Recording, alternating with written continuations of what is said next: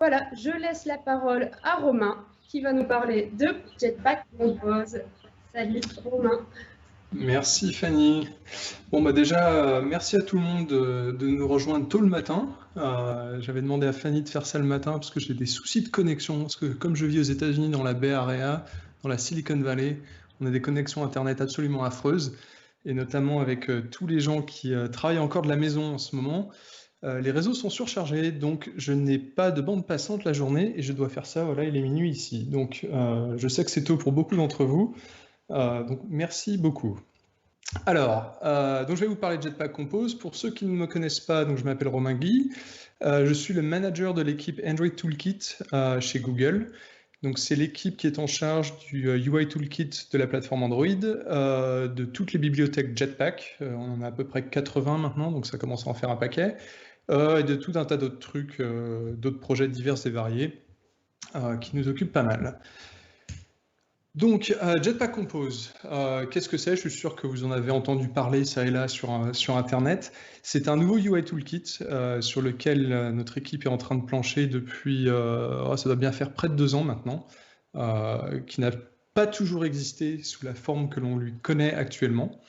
Et avant de vous parler un peu des derniers changements qu'on a fait dans Jetpack Compose, de ce qu'on a annoncé c'était il y a 2 semaines, je ne sais plus, le Android 11 Beta Show, je voulais revenir un peu sur pourquoi est-ce qu'on a créé Jetpack Compose et puis 2-3 des fondamentaux en fait.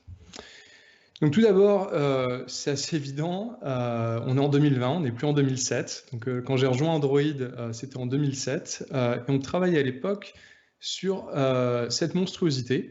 Donc c'est un device qui s'appelait le Sooner, qui était le premier device sur lequel en fait on planchait pour la plateforme Android. C'était pas celui qu'on allait vraiment shipper, mais c'est ce qui nous servait de base de développement juste pour. En fait, c'était un device qui existait déjà, un device HTC, sur lequel on mettait Android. Ça nous permettait d'avancer tout simplement. Donc pour vous donner une idée, à l'époque, vous avez peut-être déjà vu ce slide dans d'autres de mes présentations, mais donc on avait un seul CPU, on n'avait pas de GPU, on avait, je sais plus, mais c'était quelque chose comme 32 mégaoctets de RAM. L'écran, c'est du 320 par 240. Donc autant dire que les choix de design et d'implémentation qu'on a fait à l'époque étaient évidemment beaucoup liés aux contraintes du hardware en fait, de l'époque. Et évidemment, aujourd'hui, les téléphones qu'on a sont un peu différents. Donc par exemple, je ne sais plus quel téléphone c'est, mais si vous avez un Pixel XL, la résolution de l'écran maintenant, c'est presque du 3000 par 1440. Donc pour vous donner une petite idée, je vous ai mis à l'échelle, à peu près à l'échelle, un screenshot du Sooner sur l'écran du Pixel XL. Ça fait à peu près la taille d'une icône. Donc on joue vraiment plus dans les mêmes catégories. Et donc tout ça pour dire qu'un grand nombre des décisions qu'on avait prises à l'époque, ah oui, et puis une autre chose, c'est qu'on n'avait par exemple pas de JIT dans notre VM, donc tout était interprété. Donc on avait vraiment très peu d'optimisation qui était disponible dans la plateforme, que ce soit en software ou en matériel. Donc les choses ont beaucoup évolué. Depuis, évidemment, juste le fait d'avoir sorti la plateforme, le travail que vous faites tous les jours, les développeurs, vous avez appris, et nous aussi on a appris, vous avez découvert en fait comment est-ce qu'on architecte une application mobile, notamment parce qu'au début les applications mobiles étaient simples, étaient petites, elles faisaient que 2-3 écrans, et c'est vraiment pas le cas avec les applications modernes qui font des millions de lignes de code, qui peuvent avoir des centaines d'écrans. Et donc les façons de programmer ont énormément changé, et forcément certaines de nos API, dont l'UI Toolkit, on ne les sent pas toujours adaptés en fait aux besoins donc des applications modernes. Et quand je vois toutes les discussions qui n'ont cesse d'avoir lieu sur Internet sur les problèmes d'architecture, on s'est dit qu'il était peut-être temps à travers certaines choses qu'on fait dans Jetpack, on voit déjà les Arch componentes, mais aussi à travers des choses comme un nouveau UI Toolkit, qu'est-ce qu'on pourrait faire pour vous aider en fait, pour rendre les choses un peu mieux. Une deuxième chose qu'on voulait faire, c'était corriger en fait toutes les choses qui sont cassées. On a beaucoup de regrets. Je vais vous montrer un ou deux exemples. Le UI Toolkit a beaucoup grossi très rapidement. Parce qu'Android évoluait très très rapidement, on a dû intégrer beaucoup de fonctionnalités qui en fait n'ont pas survécu plus d'une release ou deux, mais que évidemment nous en tant que mainteneur, qu'auteur du UI Toolkit, on doit en faire la maintenance. Et ça nous complique énormément la vie. Donc on aime bien se moquer de Vue.java qui fait aujourd'hui près de 30 000 lignes, je crois. Alors, la vaste majorité de ces 30 000 lignes, en fait, c'est des commentaires, mais ça fait quand même une classe qui est énorme et qui, en fait, fait pas grand-chose. C'est surtout des getters, des setters et du code vraiment tout bête. Mais ça donne une idée, en fait, d'à cause de l'architecture fondamentale du UI Toolkit, on a dû rajouter sans arrêt des fonctionnalités dans la classe de base du UI Toolkit qui peut faire des choses comme le scrolling, comme des effets de fading, des choses comme ça, qui sont très peu utilisées par très peu de views, mais qui nous posent beaucoup de problèmes donc de maintenance, de complexité, etc. Et puis, il y a tous les problèmes d'API, des choses qu'on regrette. Donc, par exemple, une de mes préférées, c'est le fait que la classe bouton hérite de TextView. Alors, ça a un peu de sens, puisqu'un bouton, souvent, ça affiche du texte. Mais alors, si on veut faire un bouton qui affiche aussi une image ou qu'une image, ça commence déjà à avoir un peu moins de sens. Et puis, comme on fait extend TextView et qu'on n'a pas une instance de TextView dans le bouton, on peut chercher des choses rigolotes. Par exemple, donc j'avais écrit cette petite table de test pour montrer que vous pouvez créer un bouton dont le texte est sélectionnable, ce qui n'a que très peu de sens, ce qui marche assez mal d'ailleurs, puisqu'évidemment, ça interagit assez mal avec le clic du bouton lui-même, mais c'est possible. Si vous voulez faire ça dans votre app, vous pouvez le faire, je vous le déconseille, mais c'est ce qui est possible à cause de certains choix d'API douteux qu'on a pu faire dans le passé. Puis il y a tout un tas d'autres choses, par exemple, j'ai pas pu récupérer la vidéo, mais on a le fameux widget spinner, qui ne ressemble pas du tout à quelque chose qui spin, donc qui tourne, mais qui à l'époque c'était le cas.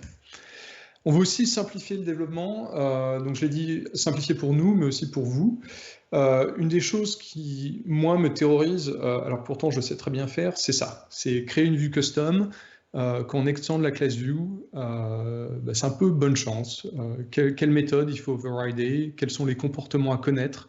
Il y a peu de code que vous pouvez réutiliser. Et encore, quand on part de la classe view du groupe, c'est relativement facile.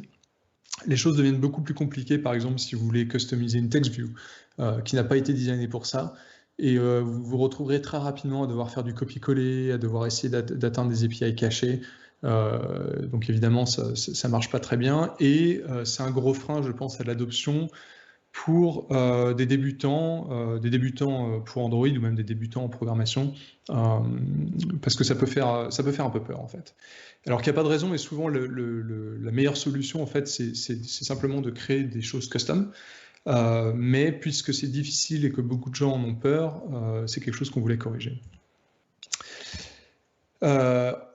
En termes de complexité aussi, même si on décide de faire sa classe custom, une des choses qui, en fait, avec le temps aussi s'est avérée difficile et douloureuse, c'est de devoir en fait déjà utiliser plusieurs langages, en fait Java et XML, ou Kotlin et XML, ou Kotlin, Java et XML, et surtout votre implémentation en fait se retrouve dans tout un tas de fichiers éparses. Donc on commence avec notre vue custom dans le point Java. On aura sûrement des layouts, soit qui sont inflatés directement par la view, ou alors votre view va se retrouver elle-même dans des layouts, donc ça c'est du XML. On va voir les attributs de la view, les attributs custom qui vont être définis dans le headers.xml. On va avoir évidemment les styles. Et alors là, je pense que je ne surprendrai personne si je dis que les styles et les thèmes, c'est pas la chose la plus évidente du monde à comprendre. C'est pas si compliqué que ça, mais c'est vraiment pas simple, surtout quand on débute. Et évidemment, tout un tas d'autres choses, donc les colors.xml, les strings.xml. Alors évidemment, ça c'est juste zut, j'en perds mes mots. Des conventions, on pourrait en fait tout mettre dans le même fichier, mais en fait on se retrouve quand même, voilà, quand on fait une vue custom, elle se retrouve éparpillée un peu partout, et ça devient très difficile de faire des refactoring, de comprendre le code si on l'a pas écrit. Même pour nous dans le framework, pour maintenir en fait toutes les vues qu'on a, quelqu'un qui débarque dans la team, si on leur dit il faut corriger la couleur du dead picker, je parle de ça parce que c'est un bug qu'on a à cause d'un problème d'accessibilité. À moins d'avoir écrit le composant, vous allez y passer un petit moment avant de trouver où faire le fixe. Une autre chose en fait sur laquelle on voulait bosser, c'est le concept de single source of truth. En prenant un peu de recul et en réfléchissant en fait au genre de bugs qui arrivent quand on écrit des applications, notamment quand on écrit des apps avec beaucoup d'UI, c'est qu'on se retrouve en fait avec un modèle de données qui est dupliqué. Le modèle de données en fait se trouve dans votre application, parce que vous avez votre modèle de données à vous, c'est votre business, c'est votre logique, etc. Mais après, vous devez afficher vos data, et donc vous les donnez au UI Toolkit. Et le UI Toolkit, dans chacun de ses composants, a son propre modèle de données. Donc un exemple classique, par exemple, c'est tout bêtement une checkbox. La checkbox en interne, elle sait si elle est cochée ou pas, mais vous avez sûrement quelque chose dans votre application pour dire à la checkbox d'être cochée ou non. Mais ça veut aussi dire qu'il faut installer un listener sur la checkbox pour savoir quand l'utilisateur décide de changer la valeur dans la checkbox, vous devez mettre à jour votre modèle d'application de données. Et en fait, une énorme quantité de bugs sont créés par cette dualité en fait, du modèle, parce que c'est très simple, soit d'oublier de faire le tracking, soit parce qu'il est fait à plusieurs endroits au fur et à mesure que votre logique se modifie, vous n'allez pas la corriger de partout, ou tout simplement parce que quelqu'un a pu mettre un listener sur votre view sans que vous le sachiez, ou des choses comme ça. Alors évidemment, le cas de la checkbox est relativement simple, mais ça devient beaucoup plus compliqué avec des widgets plus complexes. Un autre bon exemple, tout bêtement, c'est si vous devez afficher ou ajouter ou retirer une view de la fenêtre en fonction de votre état. Vous allez devoir faire quelque chose comme regarder l'état le modèle de votre application et ensuite dire ok, si la view est à l'écran, alors il faut que j'appelle remove view, mais si elle n'est pas à l'écran, il faut que j'appelle add view. Et ce genre de logique est difficile à faire correctement et difficile à maintenir évidemment, puisque au fur et à mesure des années, ça va grossir, ça va se complexifier, les conditions vont être compliquées et vous aurez des bugs, ça c'est sûr. On veut arrêter de tricher aussi. Donc ça, c'est un peu lié à ce que je disais plus tôt sur, par exemple, si vous voulez customiser la text view, vous ne pourrez pas vraiment le faire dans beaucoup de cas. Vous allez devoir copier-coller l'implémentation de la plateforme. Donc ça, c'est bien parce qu'Android est open source. Le problème, c'est qu'en faisant ça, vous allez rencontrer beaucoup de problèmes puisqu'on utilise en interne beaucoup d'API privés. Or, vous ne pouvez pas appeler ces API privés, ou alors c'est compliqué, vous allez faire de la réflexion ou des choses tarabiscotées. Et en plus, dans les récentes versions d'Android, on interdit l'accès en fait aux API privés. Donc c'est un gros problème, et surtout, ça a entraîné de manière indirecte beaucoup de problèmes dans la conception de nos API, puisque sous la pression, par exemple, du temps, des releases, etc., c'est souvent facile pour nous de rajouter une API privée, puis de l'appeler, et donc de ne pas forcément réfléchir à l'implémentation ou de ne pas y réfléchir assez, ce qui pose évidemment des problèmes plus tard. Ou alors tout bêtement, on crée une API privée, et puis il y a des petits malins parmi vous qui décident de l'appeler, et ça devient une API un peu publique pour nous. Alors dans certains cas, on se permet de les casser, mais si votre application est suffisamment populaire, on ne le fera pas. Ou on le fera, mais on s'attirera la foudre des développeurs, ou alors vous aurez des mauvais ratings sur le Play Store, bref, c'est mal pour tout le monde. Donc une des choses qu'on veut faire avec Jetpack Compose, c'est arrêter de faire ça, et c'est vous donner en fait les mêmes clés que celles que nous on a. On veut que les widgets que nous on crée soient implémentés avec des API publics. Donc si un de nos widgets ne vous plaît pas, vous pouvez le recréer en copiant-collant notre code en partant de zéro, et vous n'aurez absolument aucun problème. Unbundled, donc un autre problème évidemment, un des problèmes sur Android, c'est la fragmentation. Donc ça c'est un problème pour vous, mais c'est aussi un problème pour nous, puisque ça veut dire que généralement, si on veut vous donner des nouvelles fonctionnalités ou faire des corrections, on ne peut le faire qu'une fois par an à peu près. Et c'est un gros problème, puisque ça veut dire que notamment on n'a pas de feedback, on n'a pas de bonne manière de recevoir, de tester en fait. On peut écrire tous les petites unit tests qu'on veut, mais quand on est dans un système aussi complexe que le UI Toolkit, une des meilleures solutions pour tester au-delà des unit tests, c'est le baptême par le feu, et c'est de faire tourner les apps. Alors nous, on fait beaucoup de QA en interne, on teste beaucoup d'applications de manière automatisée et manuelle. Mais le fait est que c'est difficile pour nous de savoir si une API va être la bonne API quand on doit attendre un an avant qu'elle soit entre vos mains. Donc on voulait aussi quelque chose qu'on puisse sortir du flow de release de la plateforme pour qu'on soit beaucoup plus flexible en fait sur nos releases, et aussi pour simplement, si nous on fait quelque chose, mettons que par mégarde on a quand même un bug qui arrive, on a une régression et on casse votre application, au moins le temps que nous on le corrige ou que vous trouviez un workaround, en fait, vous avez simplement à ne pas mettre à jour la bibliothèque dans votre application et vous n'aurez pas de problème, votre application ne sera pas cassée d'un seul coup du jour au lendemain sans que vous n'ayez rien fait. Kotlin First, vous avez dû vous en rendre compte depuis quelques années, on aime beaucoup Kotlin, on supporte encore Java et on va continuer à le faire évidemment, mais de plus en plus on va se tourner vers Kotlin pour certaines de nos bibliothèques. On vient de sortir la version numéro 3 de la librairie de paging dans Jetpack, qui a été réécrite entièrement en Kotlin. Et Jetpack Compose a été écrit depuis le début en Kotlin, et en fait on allait même beaucoup plus loin que ça, puisque je vais en parler dans un petit moment, mais on utilise carrément un plugin du compilateur Kotlin pour rendre Compose possible. Et enfin, les tools. Le UI Toolkit avait été designé à l'époque sans prendre en compte les tools, pour la simple et bonne raison qu'on n'avait pas vraiment d'IDE à nous. On utilisait Eclipse avec un plugin. L'équipe de tools au tout début d'Android était toute petite. On avait 2 personnes qui travaillaient sur tout le SDK, donc tous les outils, l'IDE, les plugins, le designer, tout ça. Et évidemment, on veut changer ça, donc on travaille main dans la main avec l'équipe de Android Studio. Ils ont déjà quelques tools qui fonctionnent et on veut leur permettre en fait on veut leur laisser participer au design, qu'ils soient au courant pour qu'ils puissent nous dire qu'est-ce qui sera difficile à tooler de leur côté et qu'est-ce que nous on peut faire pour les aider. Alors, Compose en pratique. Ça ressemble à ça pour ceux d'entre vous qui n'ont jamais vu. En fait, dans Compose, ce qu'avant vous appeliez une view, un widget ou un composant, c'est ce qu'on appelle un composable, donc un composable. Et un composable, c'est tout bêtement une fonction, c'est tout. On a une convention, on leur met une lettre majuscule au début pour rappeler en fait un peu les classes du UI Toolkit et surtout pour faire la différence avec les fonctions classiques dans votre application. Et une fonction, en fait, un composable a cette annotation addComposable qui, en fait, initialise toute la magie dans le compilateur. Alors, c'est une annotation, mais on n'utilise pas un processeur d'annotation, on utilise un plugin compilateur parce qu'on fait des choses qui ne seraient pas possibles à faire via un annotation processor, tout bêtement. Et on a quelques règles, par exemple, une fonction addComposable, c'est un peu comme les coroutines, ne peut être appelé qu'à partir d'une fonction addComposable. Voilà. Donc, si vous vous rappelez ce que j'ai dit il y a quelques minutes, j'ai dit qu'on voulait simplifier les choses. Donc là, ce que vous avez à l'écran, c'est l'équivalent d'écrire une vue custom. Vous créez une fonction, vous lui mettez addComposable, et c'est à peu près tout. Maintenant, il faut lui faire émettre de la UI, il faut lui faire générer de la UI, mais vous n'allez pas hériter d'une classe, vous n'allez pas vous poser des questions sur quelle méthode overrider. Ce qui est intéressant, en fait, c'est que je vous ai dit, donc Compose, ça fait à peu près 2 ans qu'on pose dessus, et en fait, on a passé énormément de temps à atteindre en fait cette simplicité. Ça a l'air tout bête comme ça, mais on est parti avec des classes où on override une méthode qui s'appelait, je ne sais plus comment elle s'appelait, mais genre addCompose ou quelque chose comme ça.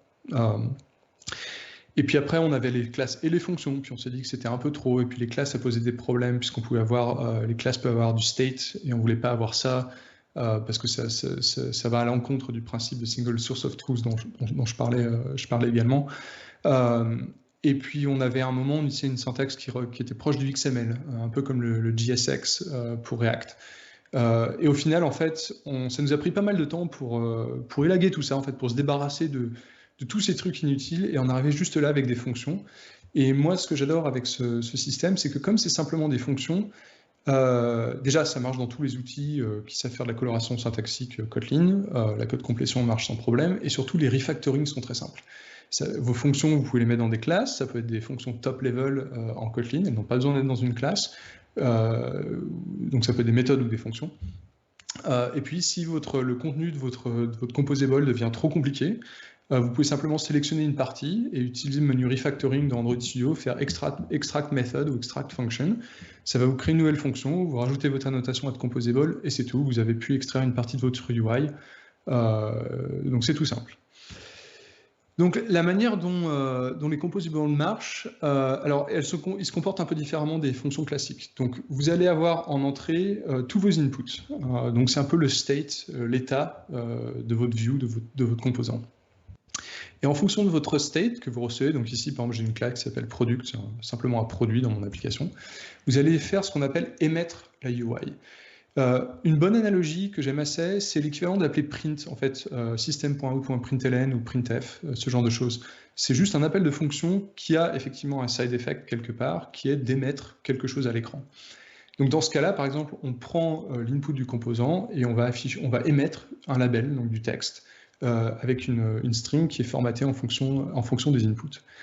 Et ce que fait Compose pour vous, c'est que au niveau où vous appelez donc, cette fonction product label, si les valeurs, les champs de product changent, Compose va automatiquement réinvoquer le composable, réémettre la UI avec les nouvelles valeurs. Donc vous n'avez plus besoin de faire des listeners, vous n'avez plus besoin de vous occuper de quel est l'état des composants. Tout ce que vous allez faire, c'est vous soucier de votre modèle, de votre product, et automatiquement Compose va se débrouiller pour afficher le bon état pour la UI. Donc une bonne façon de penser en fait aux composables, c'est tout le petit diagramme très simple à l'écran. En fait, les composables sont une fonction de votre data qui retourne de la UI. Donc c'est une expression mathématique, data in, UI out. C'est aussi simple que ça, c'est une transformation en fait. Ça transforme votre data en UI. Ce qui est beaucoup plus simple effectivement que d'essayer de décrire par exemple TextView. Le truc évidemment qui est bien puisqu'on utilise Kotlin et que le code Kotlin, en fait, le code des composables c'est juste bêtement du Kotlin, c'est que vous pouvez faire ça. Donc vous pouvez dire si la quantité de mon produit est supérieure à 0, j'affiche le label. Et si jamais la valeur de la quantité change, Compose va, comme j'ai dit, réinvoquer votre composable, ce qu'on appelle une recomposition, et va automatiquement voir, ah tiens, maintenant la quantité est à 0, donc on n'émet pas de texte, dont le texte disparaît de l'écran. Et vous voyez là déjà que donc, tous les bugs dont je parlais avant, donc par exemple savoir, ok, ma quantité avant, elle était positive, donc je devais avoir du texte à l'écran, donc il faut que je l'enlève, et gérer tous ces cas-là, vous n'avez plus besoin de vous en soucier du tout. Et évidemment, on peut aller beaucoup plus loin. Donc là, par exemple, on crée une colonne. Donc c'est l'équivalent d'un linear layout vertical.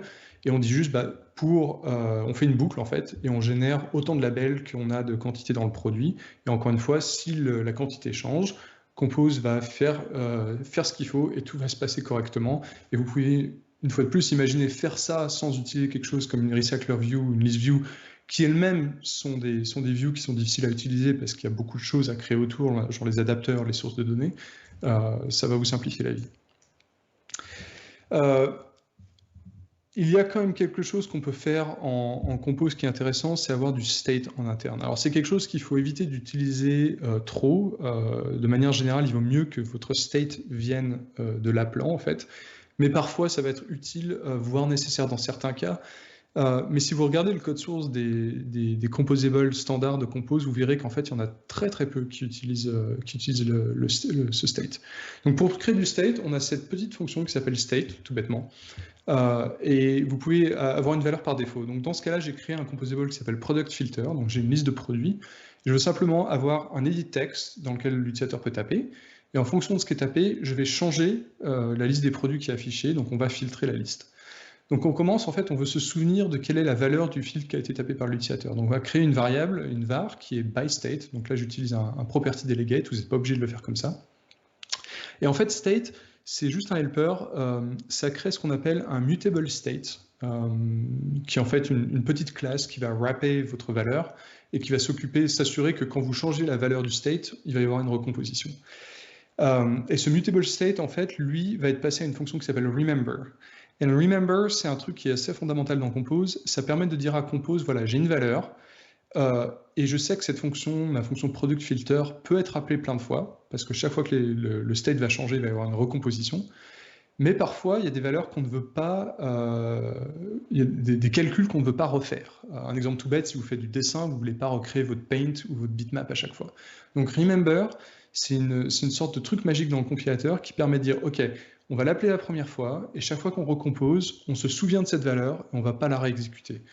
Si vous voulez en savoir plus sur Remember, il y avait Leland Richardson qui avait fait un talk très intéressant à Kotlin Conf l'année dernière, où il explique un peu comment ça marche dans le compilateur. En fait, en interne, on génère une clé qui est en fonction de la ligne de code dans le source. Enfin bon, c'est des choses que vous pouvez contrôler, vous pouvez créer vos propres clés. Bref, tout ça pour dire que voilà, vous pouvez quand même créer du state. Ensuite, on va créer par exemple un champ texte. Donc ça, c'est un champ texte Material Design. Vous voyez que le value, donc le premier paramètre qu'on lui donne, c'est la valeur qu'on va afficher dans le champ texte. Donc ici, on va lui donner notre filter, qui est notre state par défaut, donc c'est la string vide. Et ensuite, on va lui passer un lambda. Donc quand la valeur change, quand l'utilisateur tape quelque chose, le champ texte, lui, ne va pas se souvenir de ce qui est tapé dans le champ texte. Il va vous dire ce qui a changé, et c'est à vous de vous souvenir de cette valeur. Donc nous, on va simplement stocker cette valeur dans notre state filter. Et vous pouvez mettre un label juste à côté du champ texte. Et donc, c'est ce que j'entendais plutôt en disant que c'est single source of truth. La source of truth, ici, elle n'est pas dans le field text field, elle est en fait dans mon state qui fait partie de mon product filter. Donc, dans une vraie application, ce qui se passerait peut-être, en fait, c'est que votre filter ferait partie du modèle de data que vous avez quelque part. Elle ne serait pas forcément comme j'ai fait ici. Et ensuite, je fais simplement ma boucle, je traverse tous les produits et je dis, bah voilà, si le nom du produit contient la valeur filter, je les mets, je l'affiche, sinon bah, on ne fait rien. Et ce qui va se passer ici, voilà, vous avez tout le code. Ce qui va se passer, c'est que dès que l'utilisateur tape quelque chose dans le champ texte, donc onValueChange va être invoqué. Avec onValueChange, on va modifier la valeur de notre état filter. Et comme on utilise la valeur filter dans la boucle, Compose sait qu'il va falloir réexécuter la boucle et donc remettre la UI. Et ici, vous avez voilà, un truc complet qui gère le filtre d'une liste. Donc c'est vraiment simple. Vous n'avez pas des listeners à foison, des trucs à foutre un peu de partout dans votre code. Tout le code est ici. Et en fait, une façon de... On parle souvent de programmation déclarative parce que vraiment, vous dites à Compose, voilà ce que je veux voir affiché. Et c'est à Compose de se débrouiller pour y arriver. OK. Donc la tech stack de Compose, elle est divisée en deux sections. Donc on a la partie qui est sur votre machine de développement. Donc comme je disais, on a le compilateur Kotlin et on a un plugin pour le compilateur. Donc pour faire toute cette magie, pour observer les recompositions, les changements d'état, créer les clés, etc. C'est pour ça qu'on a dû créer en fait un plugin pour le compilateur Kotlin. Si vous regardez le code qui est généré pour ces fonctions, en fait, vous verrez par exemple que ces fonctions ont un paramètre supplémentaire qui est le recomposer, qui est en fait un peu le contexte de composition. Et encore une fois, il y a un analogue très facile à faire avec les coroutines. Si vous décompilez le code de coroutine, vous verrez que ça ressemble pas beaucoup à ce que vous avez tapé, et il y a des choses similaires avec des objets de contexte, etc. Donc voilà, le plugin dont je parlais. Par-dessus, évidemment, on a Android Studio avec des outils que je vais vous montrer. Et sur le device, en fait, on a divisé... le framework actuel est monolithique et on a voulu diviser Compose en tout un tas de librairies qui sont séparées. Donc déjà, on a le runtime de Compose, donc c'est ce qui fait la recomposition, etc. Et le runtime de Compose est intéressant parce que lui, il ne connaît pas Android. D'ailleurs, il ne connaît même pas de la UI, il ne sait pas ce que c'est. Tout ce qu'il fait, en fait, c'est qu'il gère des arbres. Donc vous pourriez, en fait, utiliser le runtime de Compose et le compilateur Compose pour générer du XML, une scène 3D, quoi que ce soit qui puisse être représenté en fait par un arbre ou une liste, vous pouvez utiliser le modèle de programmation de Compose pour le faire. Et en fait, dans Compose lui-même, dans le Jetpack, ce qu'on appelle Compose UI, on a déjà ça en fait avec le texte et avec certaines API de dessin qui en fait émettent des arbres qui sont d'un autre type que l'arbre de la UI, mais qui sont compris par l'arbre de la UI. Donc on utilise déjà cette fonctionnalité nous-mêmes. Par-dessus, on a ce qu'on appelle Compose UI Core. Donc ça, c'est toutes les primitives fondamentales de Compose. Donc ça, c'est une bibliothèque à part. Donc c'est la gestion des inputs, pouvoir faire du layout de base, la gestion du dessin. Par-dessus, on a ce qu'on appelle les fondations. Donc c'est la gestion, par exemple, de l'accessibility, les layouts standards comme les colonnes, les rows, etc. Et enfin, tout en haut, on a Material Design. Donc c'est ce que je disais quand on voulait ne pas tricher. Notre librairie de Material Design, donc les composants de Material Design, utilisent les librairies qui sont en dessous. Et si vous, dans votre application, vous ne voulez pas utiliser Material Design, mais que vous voulez faire vos propres composants, simplement, vous n'utilisez pas la bibliothèque Material Design, vous partez avec UI Foundation et UI Core, et vous faites vos propres trucs. Alors Compose, un petit historique rapide, on l'a annoncé pour la première fois à Google I.O. en 2019, donc c'est quand on voulait partager avec vous qu'on travaillait là-dessus, on voulait que vous vous prépariez un peu à l'avance, mais on n'était pas encore prêt parce qu'on faisait encore beaucoup de changements. Pour vous donner une idée, la syntaxe actuelle, je crois qu'on l'a fait marcher genre une semaine avant Google I.O., quelque chose comme ça. Donc, bref, on n'était pas encore prêt pour partager des binaires avec vous et des outils, mais on a déplacé tout le développement dans AOSP. Donc aujourd'hui, si vous voulez vous tenir au courant de ce qui se passe dans Compose, vous pouvez voir tous les changements, on les fait dans le public, on ne cache rien. Vous pouvez faire des contributions et j'en parlerai à la fin, mais on a un Slack aussi où des membres de la communauté sont très actifs. On a pas mal d'ingénieurs, dont moi-même, même si je ne suis plus tellement ingénieur en ce moment, qui participons, et donc vous pouvez discuter avec les équipes, et on utilise beaucoup ça en fait pour influencer en fait l'évolution des API de Compose qui change très régulièrement. Alors en octobre, à l'Android Developer Summit, on a sorti notre première version sous forme de binaire que vous pouvez utiliser, donc c'était la Developer Preview 1. Et à partir de janvier, en fait, on a changé un peu la cadence. On s'est mis à sortir une nouvelle version toutes les 2 semaines. Donc, c'est ce qu'on appelle les Dev Previews. Donc, elles sont appelées 0.1.0-dev quelque chose. Donc, aujourd'hui, on en est à la Dev 14 qui est sortie aujourd'hui, en fait, il y a quelques heures. D'ailleurs, j'ai dû changer mes slides à la dernière minute parce qu'entre le moment où j'avais fait ces slides il y a 2 semaines et aujourd'hui, on a changé des API. Donc, j'ai dû mettre à jour les slides et les démos. Donc, il y a 2 semaines, on a sorti ce qu'on appelle la Developer Preview 2, ce qui est en fait la Dev 13, la Dev 13, qui était simplement une version sur laquelle qu'on a mieux testé, qui était beaucoup plus stable de Compose. Et c'était juste pour nous d'avoir une sorte de checkpoint pour vous dire, voilà, Compose est en train d'avancer, si vous voulez voir où on en est, on a répondu à plein de votre questions, c'est des choses qu'on va voir dans ce talk. On a des animations, on a le testing, on a contrainte layout, on a l'équivalent de Recycler View, donc vous pouvez jeter un œil. Et notre but, en fait, donc voilà, les devs dont je parlais, et notre but, c'est vraiment d'avoir ce développement en continu pour avoir votre feedback et pour vraiment améliorer Compose le plus possible, parce que c'est vous qui allez vous en servir. Donc, on aimerait que ça vous plaise à vous plus qu'à nous. Alors, maintenant, je vais vous faire une petite démo. Vous l'avez peut-être vu dans une vidéo. Voilà, donc là, j'ai mon Android Studio. Alors, à droite, vous avez l'émulateur en fait, qui fait tourner cette petite app de démo Compose que j'ai écrit. Donc, dans cette démo, alors cette démo est intéressante pour ceux qui ne l'ont pas vue. Je vois que le framerate n'est pas terrible sur Twitch. Elle tourne à 60 fps sur ma machine. Mais donc, chacune de ces vues 3D, en fait, utilise un moteur de rendu 3D qui est maintenu par une de mes équipes qui s'appelle Filament, et qui fait du rendu dans des surfaces vues. Donc cette démo est intéressante parce que tout est écrit en Compose, sauf les scènes en 3D. Donc ça, c'était vraiment pour vous montrer qu'une des choses sur lesquelles on veut bosser, c'est la compatibilité entre Compose et le UI système actuel. C'est-à-dire que vous pouvez prendre des views que vous avez, par exemple, si vous avez créé des views vraiment complexes, des views custom, vous allez pouvoir les mettre dans Compose, parce qu'on veut vous permettre d'adopter Compose en fait un peu à votre guise. C'est un peu comme quand on est passé à Kotlin en fait. Vous n'avez pas eu à réécrire votre application entièrement en Kotlin dès le premier jour. Et on veut faire pareil avec Compose. Donc vous pouvez, votre prochain écran, vous pouvez l'écrire en Compose, ou peut-être remplacer un fragment à l'écrire en Compose, ou peut-être remplacer un bout de votre UI à l'écrire en Compose. Et donc on a cette compatibilité qui va dans les 2 sens.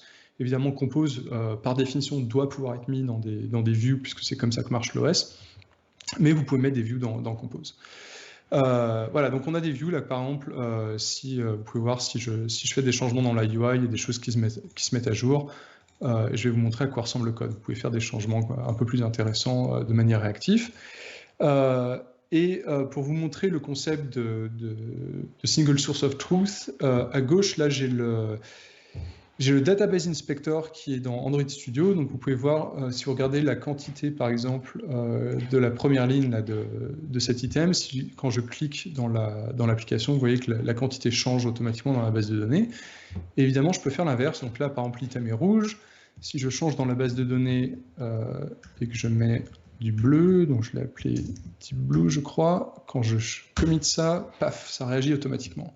Et ce qui est super, c'est qu'en fait, pour faire ça, j'ai utilisé Room, un live data, et en fait, quand Room reçoit le changement depuis SQLite, il update le live data est observé par Compose, le changement arrive automatiquement dans la UI, j'ai écrit aucun listener, j'ai rien eu à faire, ce qui me convient très bien.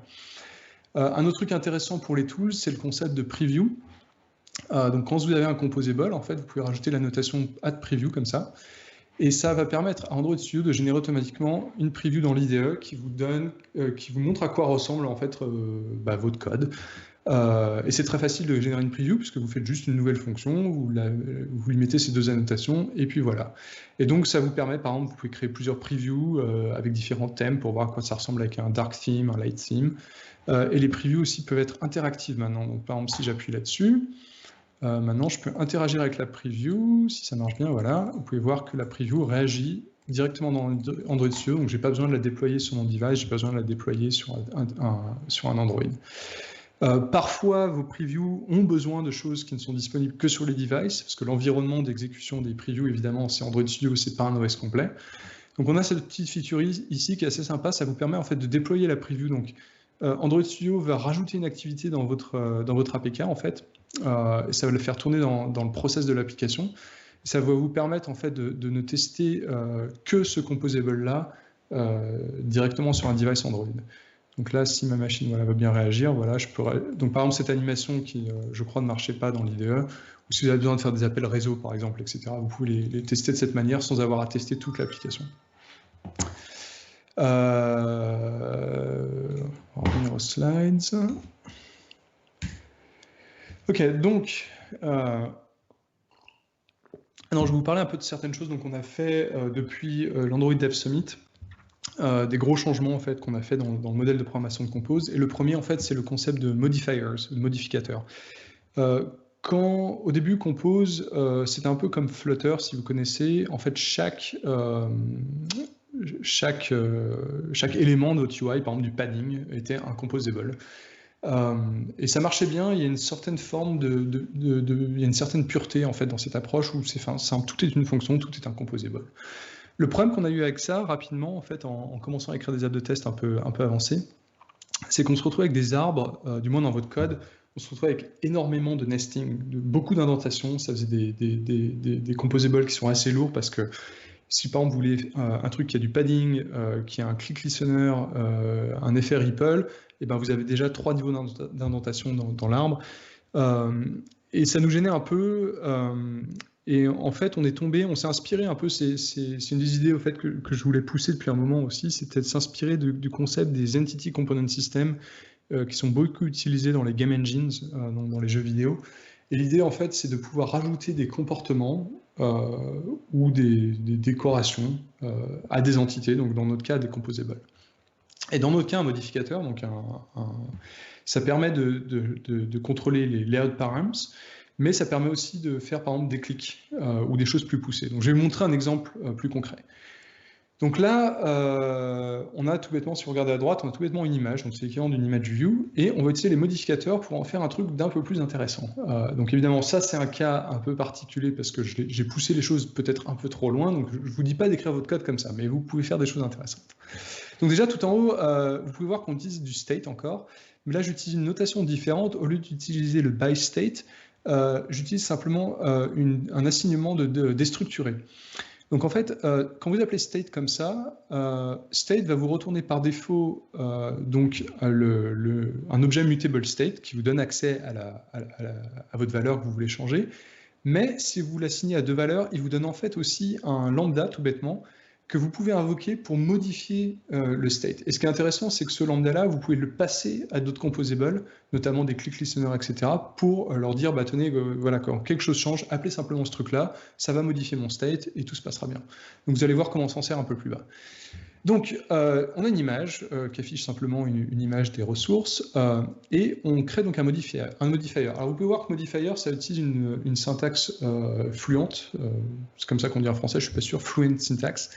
Donc, ce qui est intéressant déjà, c'est qu'un modifier, c'est un objet. Donc, vous n'êtes pas obligé à chaque fois de recréer tout le modifier, vous pouvez en faire une bibliothèque. Ça peut être des objets qui sont déjà générés, qui font partie de vos styles, de vos thèmes, et que vous pouvez simplement référencer aux endroits qui vont bien. Donc si vous voulez avoir du padding par défaut, des margins par défaut, des bordures par défaut, vous pouvez le faire de cette manière-là. Donc là, on a un modifier voilà, donc qui set une size sur l'image, donc c'est une image qui fait 256 pi sur les 2 dimensions. Ensuite, on va rajouter du padding. Vous voyez, quand je passe de l'un à l'autre, l'image change de taille, on a juste rajouté du padding, jusque-là, rien de bien folichon. Ensuite, on dit, je veux une shadow de 8 dp, donc j'espère que ça se voit sur le stream, il y a une petite shadow là, et cette shadow, je lui ai donné une shape, et cette shape, en fait, c'est mon state, alors pour le moment, c'est un cercle, et donc les shadows dans Compose, par simplicité, font aussi le clipping. Vous avez beaucoup de contrôle, si vous regardez l'appel de fonction, il y a pas mal de paramètres, mais par défaut, on va faire du clipping. Donc désolé, donc déjà, notre image est un peu plus intéressante. Ensuite, on va dire, tiens, je veux une border. Donc là, j'ai dit que je veux une border qui est ronde aussi, qui utilise la même shape, qui utilise une des couleurs qui vient de mon thème, du thème matériel que j'ai en fait customisé dans cette application-là. Je pourrais vous montrer si ça vous intéresse comment ça marche. Et je lui donne une taille. Ensuite, on peut rajouter une deuxième border, puis une troisième. Et enfin, on peut rajouter un clickable. Donc clickable, c'est l'équivalent d'un click listener. vous lui passez un lambda que vous voulez exécuter en fait quand le clic arrive. Et dans ce cas-là, ce qu'on fait, c'est qu'on appelle setShape. Donc, souvenez-vous, setShape, c'est ce lambda que nous donnait la fonction state. Et dans ce lambda, on dit simplement, OK, si ma shape actuelle, c'est un cercle, alors je vais retourner une autre shape, donc le cut corner, avec ses paramètres. Sinon, et si on a le cut corner, je vais retourner la circle shape. Et donc, simplement, en cliquant sur le composable, on va toggler entre un cercle et cette forme bizarre. Et automatiquement, encore une fois, grâce à Compose, tous les modificateurs qui utilisent la shape, donc les bordures, la shadow, etc., vont se mettre à jour automatiquement et vous n'avez rien d'autre à faire. Donc, comme je vous l'ai dit, c'est un exemple un peu avancé, mais pour faire rapidement tous ces petits badges qu'on voit souvent dans les designs modernes, dans les applications, vous avez besoin de faire un avatar avec une petite shadow qui soit rond et qui ait une border. Voilà, vous le ferez comme ça et c'est très très simple à faire. Ok. Ensuite, on va parler des listes. Donc là, il y a une petite vidéo à l'écran, mais c'est ce qu'on vient de voir dans l'application que je vous ai montré tout à l'heure. Alors les listes en Compose, tiens d'ailleurs ce slide est faux, j'ai oublié de le renommer. Avant ça s'appelait Adapter List, on a changé le nom dans les 2 dernières semaines, maintenant ça s'appelle Lazy Column Items. Enfin bon. Donc on veut simplement créer un composable qui prend une liste d'items et on veut l'afficher comme avec une recycler view. Et dans ce cas-là, j'utilise une live data. On a des adapteurs pour live data, pour Flow et pour RxJava. Donc vous pouvez choisir celui que vous voulez utiliser. Comme je vous l'ai dit, nous, on veut faire quelque chose qui s'adapte à vous. Donc, s'il vous manque des choses, dites-le nous.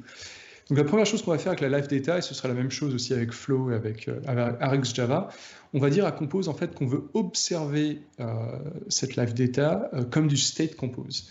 Et pour faire ça, en fait, on propose des extension functions pour live data, Flow et RxJava qui vont les transformer en fait en state. Donc ici, c'est comme ce qu'on avait fait plus tôt où j'avais dit filter by state. On dit product, ma liste de product by mon live data.observeAsState. Ensuite, j'appelle un composable qui s'appelle lazy column items et je lui dis ta liste de produits c'est ce state là. Et dans le lambda qu'on passe au lazy column item, on va émettre la UI de chaque item. Donc on va recevoir en paramètre l'item en question, et je vais émettre ma UI. Alors là, c'est assez simple, je crée un shopping cart item qui contient les viewers 3D que vous avez vus, mais on pourrait faire quelque chose de plus compliqué. Si vous voulez avoir des types d'items différents, vous allez simplement faire des if et des else ou un switch. Vous n'allez plus avoir à vous embêter avec le concept de il n'y a plus de view holder, il n'y a plus de item type, comme on avait dans ListView par exemple, etc. Et là, vous avez une recycler view complète. Dès que la live data se met à jour, donc dans mon cas, dès que la database se met à jour, ça va être recomposé, la liste va changer, les valeurs vont changer, et il n'y a rien d'autre à faire, c'est que quelques lignes de code. Contrainte layout, c'était une des premières choses qu'on nous a demandé quand on a annoncé Compose et qu'on a montré les premières versions. Et je vais vous montrer à quoi ça ressemble. Alors j'avais montré ça dans une vidéo il y a 2 semaines, mais on a un nouveau DSL qui rend les choses beaucoup plus simples. Donc je vais vous montrer comment j'ai fait. Alors on n'a pas du tout besoin de le faire avec constraint layout. Sous le viewer 3D, là il y a une petite row d'items, donc il y a un bouton moins, un bouton plus. Il y a un label quantité, il y a un nom, il y a un petit badge de couleur, et tout à droite, il y a une autre quantité. On n'est pas obligé d'utiliser constraint layout pour le faire, mais c'était juste pour la démo, pour vous montrer comment est-ce qu'on utilise constraint layout. Donc, dans notre composable, on va appeler évidemment constraint layout, jusque-là, rien de bien fou. Et ensuite, on va créer ce qu'on appelle des références. Donc, on a une fonction qui s'appelle createRefs, qui en fait va vous retourner un objet que vous pouvez déstructurer jusqu'à 9 fois, je crois que c'est la limite. Qui vous permet en fait simplement de créer jusqu'à 9 références d'un coup, mais sinon vous pouvez appeler createRef sans S une fois par référence que vous voulez créer. En fait, c'est ce qui nous permet d'identifier les composables entre eux, puisque dans constraint layout, la difficulté pour quelque chose comme Compose, c'est qu'on veut faire référence aux widgets les uns les autres, mais évidemment, comme les widgets pour nous, c'est des fonctions, comment vous faites référence à une fonction, c'est comme ça qu'on fait. Donc là, j'ai créé des références donc pour mon bouton moins, mon bouton plus, mon label, ma couleur et ma quantité. Donc première chose, pour ajouter ce petit bouton moins, j'ai un composable qui s'appelle smallButton et je lui donne un modificateur et je lui dis constrain as, donc je lui donne sa référence de contrainte pour contrainte layout. Et là, je lui dis, OK, donc ta contrainte start, donc qui est left quand on va de gauche à droite, je veux la lier à la contrainte start ou left du parent, et je veux te centrer verticalement sur le parent. Et ensuite, on fait le reste de notre composable de la même manière. Là où ça devient intéressant, c'est quand on crée le deuxième bouton, parce que lui, on veut le mettre à droite du premier. Donc pareil, on crée un modificateur, on dit constraint as, on lui donne sa référence, et ensuite, pour sa référence, pour sa contrainte start, on va lui dire, je veux que ton start soit aligné avec le end, donc le right, du premier bouton. Donc c'est là où on utilise les références. En fait. Ces références sont simplement des petits objets qui vous permettent de référer les différentes contraintes. Et vous avez d'autres options, il y a tout un tas d'autres options. Par exemple, vous pouvez mettre une marge pour séparer un peu les boutons, puis on le centre verticalement. Et ainsi de suite. Là où ça devient intéressant, c'est que ce petit badge rouge que vous voyez, en fait, dans ma démo, il est optionnel. Tous les items ne vont pas l'avoir. Donc pour le dernier élément qui va s'afficher tout à droite, on veut l'aligner au bord droit, soit de ce badge rouge, soit du label ici qui s'appelle CarPaint. Donc faire ce genre de choses avec du XML, c'est pas simple, c'est compliqué parce que XML n'est pas un langage de programmation. Mais ici, on fait du Kotlin, donc les choses deviennent beaucoup plus simples. Donc dans notre cas, on dit juste, OK, donc je veux lier ma contrainte start, je veux la mettre à donc la end, soit du badge de couleur, soit du label, et je fais ça en fonction en fait de asColorSwatch, c'est un paramètre qui est passé à mon composable. Et c'est tout. Et donc c'est beaucoup plus simple, vous avez votre logique qui est là, quand asColorSwatch change, et ben, contrainte layout s'update automatiquement, et vous n'avez rien à faire. Donc ensuite, les animations. Donc là, il y a un exemple, vous l'avez vu tout à l'heure, je crois, dans la démo, c'est quand je clique sur un item. Donc il se passe plusieurs choses. On anime les coins. Donc il y a un des coins dont le rayon change. En fait, tous les coins, leur rayon change, mais il y en a un qui change énormément. On a une checkmark qui apparaît, on a un overlay rose qui apparaît, et on a un effet de ripple. Faire tout ça avec le UI Toolkit actuel, je pense que vous le savez, c'est pas simple. Mais en compose, les choses deviennent tout de suite beaucoup plus simples. Donc dans notre cas-là, on commence par un state, donc qui est à faux, donc qui dit simplement est-ce que l'objet est sélectionné. Encore une fois, ici c'est une démo, donc le fait qu'un objet soit sélectionné, je m'en sers pas du tout, mais normalement l'état sélectionné viendrait sûrement de votre modèle plutôt. Donc là, comme c'est un state, donc j'ai la valeur selected et j'ai encore une fois le lambda qui me permet de le changer. Là, je vois que j'ai oublié de changer les slides. Toggleable n'existe plus. Maintenant, Toggleable est un modificateur, est un modifier. Mais c'est pas tellement différent, je pourrais vous montrer le code. Donc, ce qu'on fait, c'est donc on a notre state selected qui est un booléen. Et ensuite, ce Toggleable, lui, va simplement se charger du clic et de traquer, en fait, est-ce qu'on est sélectionné ou pas. Et donc, on lui donne simplement notre state, voilà, et on lui dit, bah, quand la valeur change, t'es gentil, appelle mon lambda qui est là, qui va automatiquement mettre à jour, en fait, le state. Donc ça, c'est la partie qui est pas forcément très intéressante. Là où ça devient plus intéressant, c'est donc quand on clique ce Toggleable, donc je l'ai dit, on va appeler le lambda, donc on va changer le state, et donc on veut triggerer les animations. Donc pour triggerer les animations, tout ce qu'on fait en fait, c'est qu'on crée des nouvelles variables, en fait c'est des nouveaux états. Ici c'est le rayon en fait des coins de mon item, et on appelle la fonction animate, et on va juste dire à la fonction animate, ok, si selected est vrai, je veux la valeur 48, sinon je veux la valeur 8.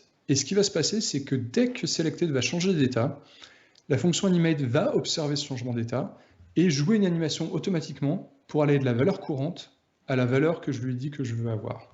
Par défaut, on utilise des animations qui sont physics-based, donc c'est des animations de spring, de ressort.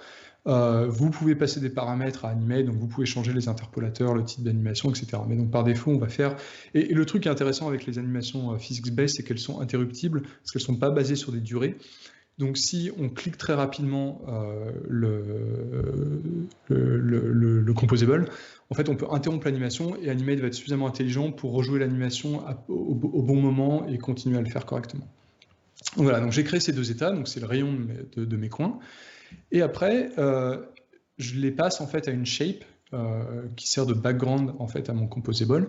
Et je dis voilà, le top left c'est ce rayon-là et tous les autres rayons c'est l'autre valeur. Donc quand on clique le Toggleable, onValueChange est appelé, qui va modifier le selected state là-haut. Animate va l'observer, va commencer à jouer une animation qui elle-même va modifier à chaque frame la valeur de nos rayons. qui vont être observés par la shape, et on va automatiquement avoir l'animation et le redessin va se faire tout seul.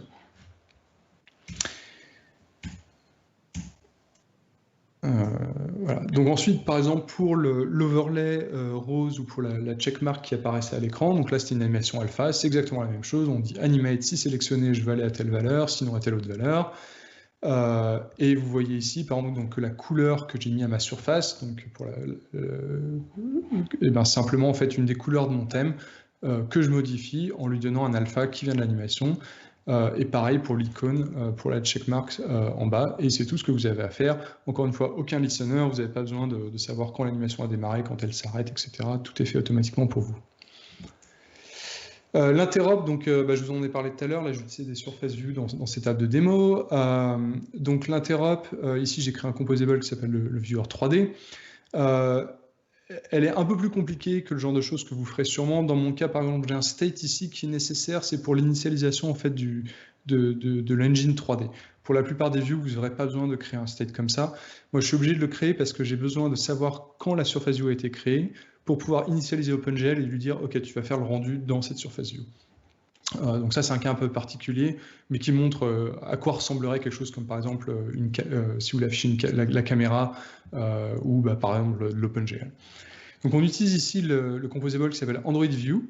Et Android View, vous pouvez lui passer tout bêtement un nouveau layout XML. Il va faire l'inflation. Quand l'inflation est finie, il va appeler le lambda, il va vous donner la view, donc à la racine de l'inflation, et ensuite vous pouvez faire ce que vous avez à faire pour vos setups. Moi, je le caste en surface view, et je fais ce setup de l'engine 3D en disant, OK, j'ai une surface view, je veux que tu dessines là-dedans. Après, pour gérer le lifecycle de view un peu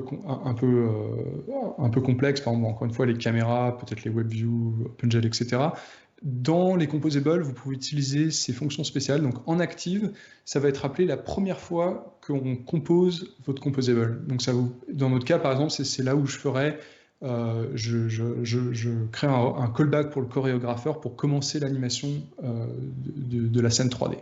Et depuis en active, on peut appeler en dispose, donc ça permet d'être appelé quand le composable va être retiré, en fait, va ne plus être émis. C'est ce qui vous permet de faire du clean-up. Une autre fonction importante qui peut être utile des fois, c'est onCommit. Ça permet simplement de dire à Compose, OK, quand quelque chose change dans la valeur de mon paramètre, je veux exécuter ce lambda. Et dans mon cas, c'est comme ça, si vous vous souvenez dans la démo, on pouvait changer la couleur en fait, de l'objet 3D. Et c'est en fait quand on clique sur le composable, moi je modifie la valeur de product, je modifie la couleur là-dedans. Et ensuite, mon onCommit est appelé, et dedans, je regarde dans la scène 3D, je cherche l'objet, je lui donne sa nouvelle couleur. Alors, on a une façon plus simple de faire, si vous voulez par exemple juste faire des animations avec le chorégrapheur. Vous pouvez utiliser les coroutines. Donc, on a cette fonction qui s'appelle Launch in Composition, qui permet de lancer une coroutine depuis la phase de composition de Compose. Et dans ce cas-là, je fais un truc tout bête, je fais une boucle infinie, tout bêtement. Et le WithFrameNanos, en fait, va dire, OK, on va attendre la prochaine frame du chorégrapheur, donc la prochaine V-Sync de l'écran. Dès que je la reçois, ça me dit en gros quelle heure il est. Et là, je demande à mon renderer 3D de produire une nouvelle frame. Et ce qui est super intéressant avec ce Launch in Composition, c'est que quand Compose va disposer du composable, quand il n'en a plus besoin, il va automatiquement canceller la coroutine. Et donc la boucle true ne va plus être exécutée. Et voilà, c'est tout ce que j'ai à faire. Il n'y a pas de listener compliqué, j'ai pas à faire du tracking, j'ai pas besoin de faire des threads, etc. J'écris ces 3 lignes et j'ai mon truc complètement V-synced qui marche out of the box. Le testing, c'est aussi une question qui nous a été beaucoup posée. Je vois que vous posez, d'ailleurs, en parlant de questions, vous passez pas mal de questions sur les chats. Je vais y répondre à la fin. Alors pour le testing, je vais vous montrer un exemple tout bête. On veut simplement tester que les boutons moins et plus marchent. Donc voilà comment on fait dans Compose. Encore une fois, le problème en fait fondamental, c'est que comme ce sont des fonctions, on n'a pas de moyen de récupérer une instance des objets. D'ailleurs, c'est un peu exprès. Donc pour ça, en fait, on a un modificateur qui permet d'appliquer un tag. Et donc le tag, ça peut être ce que vous voulez. Dans mon cas, c'est simplement un objet Kotlin que j'ai mis dans une classe qui s'appelle tags, qui est unique et qui permet d'identifier l'objet.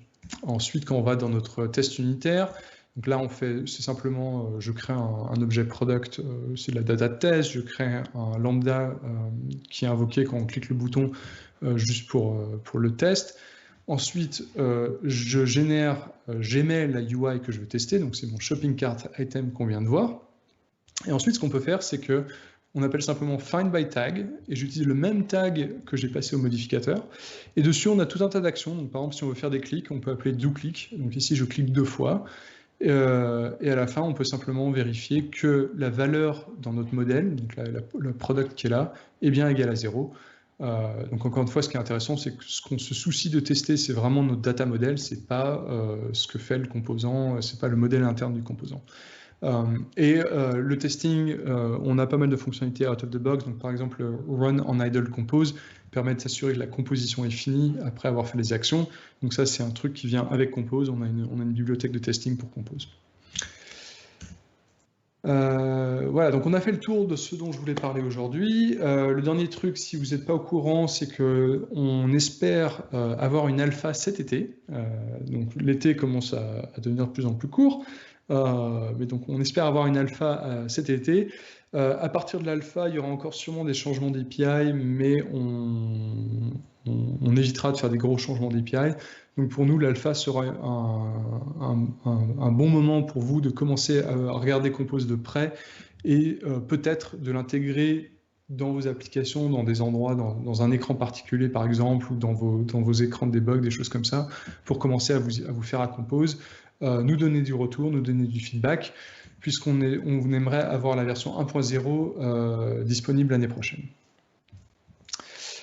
Si vous voulez plus d'informations, donc on a tout un tas de tutoriaux, d'exemples, etc. Donc si vous allez sur developer.android.com/jetpack/compose, il y a tout un tas d'informations. On a des samples sur GitHub. La démo que je vous ai montrée est disponible sur GitHub. Elle est sur, si vous cherchez github.com/romaingui, c'est un de mes repositories.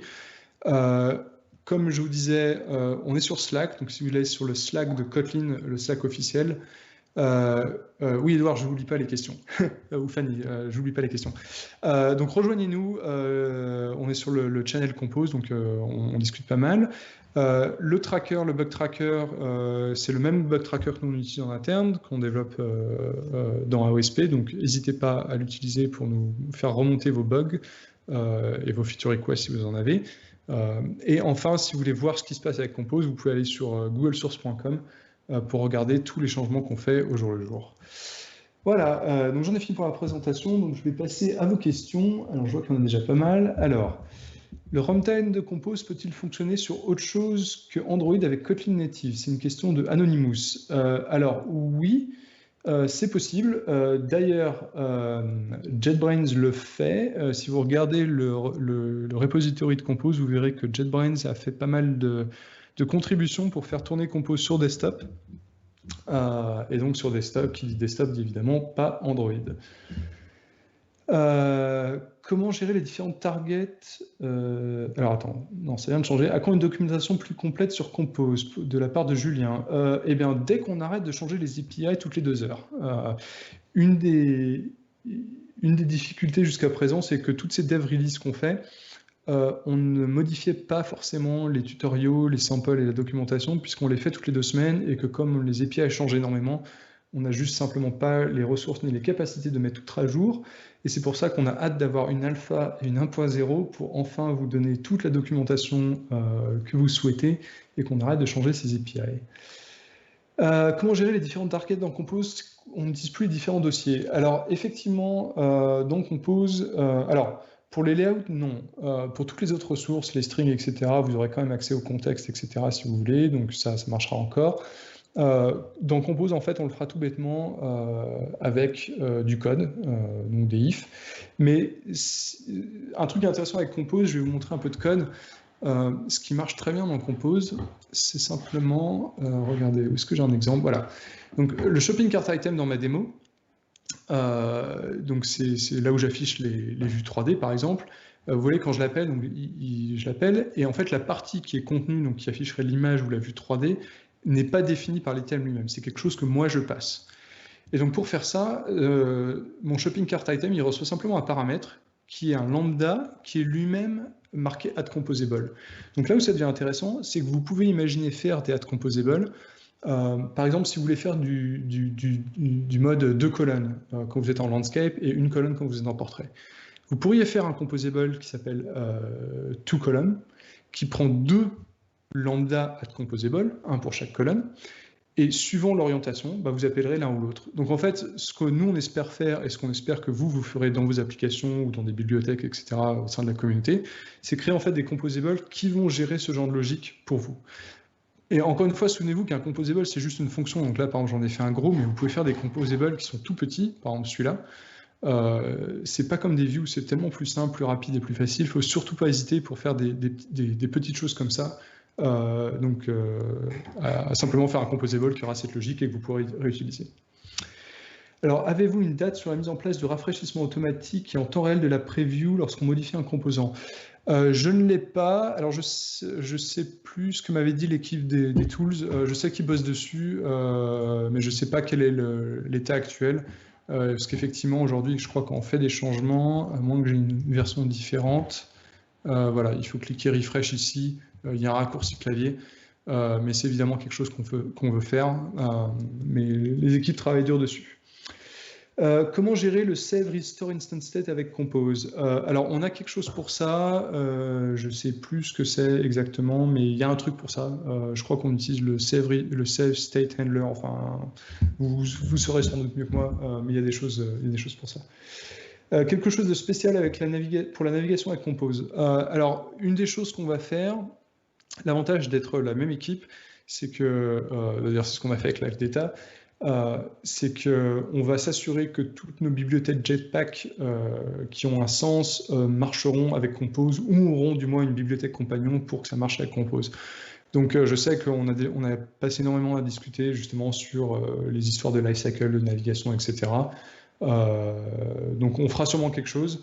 Mais pour le moment, par exemple, vous pouvez tout à fait mettre Compose dans des fragments, c'est pas un problème, et utiliser navigation avec des fragments ou les autres choses que vous avez, puisque je vous rappelle, vous pouvez mettre Compose dans des views, parce que finalement, une activité contient ce qu'on appelle une decor view, donc il y a des views dans une activité par défaut qui sont tout le temps là, et nous on met Compose dedans, donc vous pouvez mettre Compose de partout où vous avez des views, donc pour faire votre navigation par exemple. Est-ce que Flutter vous a inspiré pour vous lancer dans ce projet?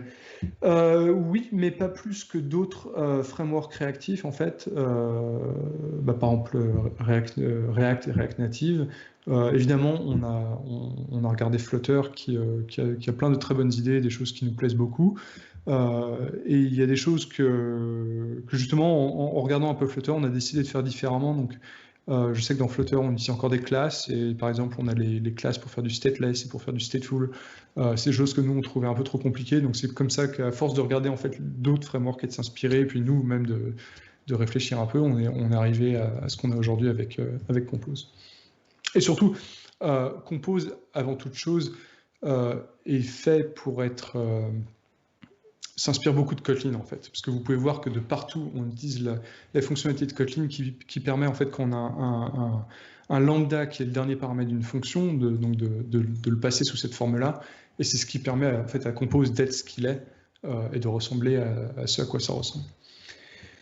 Est-ce que Compose génère du code? Oui, ça génère du code. Un gros impact sur les temps de build? Non, pas dans ce qu'on a vu pour le moment. Le code généré, il y en a, mais on travaille beaucoup avec JetBrains sur améliorer les performances du compilateur Kotlin. On va dire que pour le moment, les problèmes de performance à régler ne sont pas du côté du plugin Compose, mais on veut s'assurer qu'effectivement, le Compose lui-même ne va pas rajouter des temps de compilation particuliers. Quelle sera la relation entre Jetpack et Compose? Ouais, c'est ce que je disais à l'instant, en fait, on fait déjà des bridges, donc par exemple, vous pouvez le voir là tout en haut, blablabla, est-ce que je l'ai mis? Donc ici, j'ai mon view model provider, c'est de là que je sors mon live data et qu'ensuite on observe comme un state, donc on va continuer à faire des choses comme ça. Y a-t-il des outils drag and drop prévus pour faire du design d'écran en Compose? Ça, c'est plutôt une question pour Nicolas Rohar et son équipe.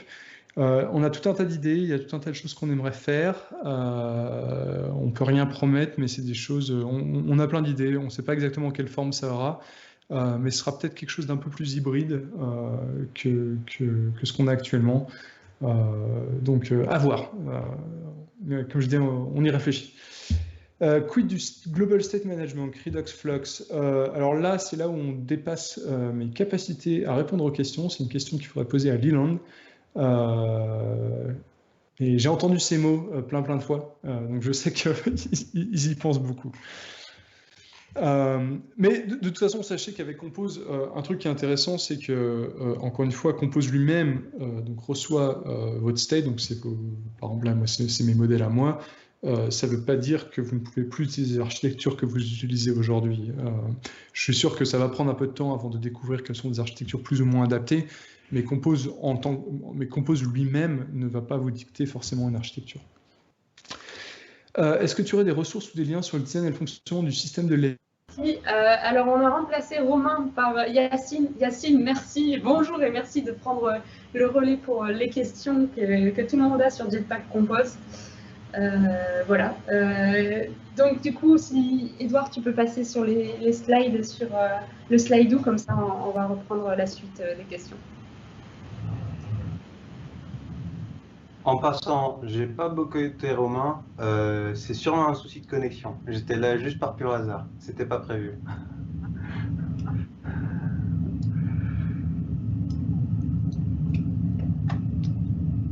Je peux commencer à lire les questions au cas où? Ouais. Oui, vas-y, je te laisse lire les questions, vas-y. Alors, est-ce qu'il y aurait des ressources ou des liens sur le design et le fonctionnement du système de layout, les modifiers, les contraintes?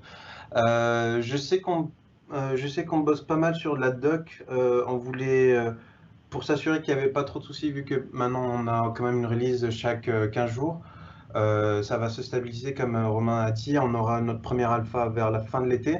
Donc normalement, on aura notre doc d'ici là.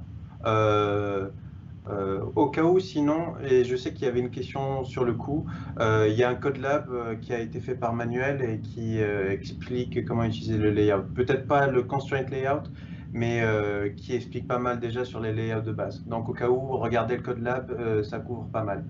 Je sais que la communauté, elle a fait pas mal de petits tutos, de petits projets. Regardez-les, peut-être qu'ils ne sont pas systématiquement à jour, mais on va avoir la doc pour notre alpha, vous inquiétez pas.